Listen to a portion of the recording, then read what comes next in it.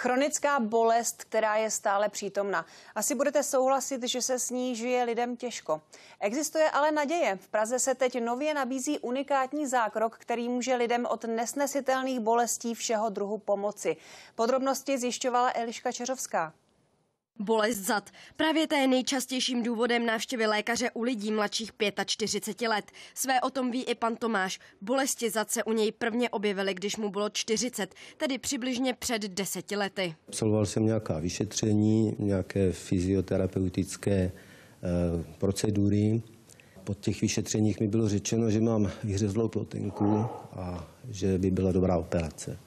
No a do toho se mi teda vůbec nechtělo. S klasickou operací se pan Tomáš nechtěl smířit a proto se začal zajímat o intervenční léčbu bolesti. Intervenčná liečba bolesti znamená, že sa používajú určité špeciálne, ako my im hovoríme, mini-invazívne výkony, ktoré sú rentgenom alebo ultrazvukom navigované na špecifickú diagnostiku príčin bolesti, najčastejšie bolesti chrbta, a potom na veľmi precíznu a cielenú terapiu. Podle lékařů je totiž problém v tom, že když někoho začnou bolet záda, hned si myslí, že bolest způsobuje právě meziobratlová ploténka. Jenže ve finále tomu tak je pouze u 40% pacientů. U ostatních je problém někde jinde. To se ostatně ukázalo i u pana Tomáše. Aj keď u neho vlastne sa ukázalo, že tie príčiny bolesti sú dve. Zdrojom bolesti boli tzv. Facetové kĺby a pravdepodobne aj sakroiliakálny kĺb. Tie facetové kĺby sú kĺby, ktoré spájajú jeden stavec s druhým na obidvoch stranách a veľmi často v podstate vekom dochádza k ich určitému malému alebo väčšiemu opotrebovaniu